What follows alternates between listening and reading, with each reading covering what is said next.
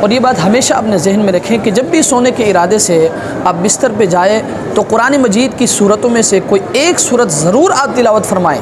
سرکار دو عالم صلی اللہ علیہ وسلم نے فرمایا کہ جو شخص بستر پر جانے کے بعد سونے سے قبل قرآن مجید کی صورتوں میں سے کوئی ایک صورت پڑھے گا تو اللہ تبارک و تعالیٰ ایک فرشتے کو اس کا محافظ اور نگہبان بنا دے گا جو اس کی حفاظت کرتا رہے گا یہاں تک کہ وہ اٹھ جائے۔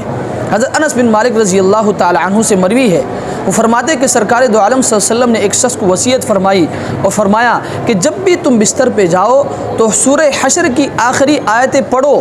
اگر موت ہوگی تو شہید ہوگا، یا آپ نے فرمایا کہ اہل جنت میں سے ہوگا۔ اس لیے ہمیں بھی چاہیے کہ جب بھی ہم بستر پہ جائیں تو سونے سے قبل قرآن مجید کی صورتوں میں سے کوئی ایک صورت آپ ضرور تلاوت کریں۔ اللہ تبارک و تعالیٰ اس کی برکت سے ہر قسم کی پریشانیوں سے، آفات سے، بلیات سے اللہ تبارک و تعالیٰ ہماری حفاظت فرمائیں گے۔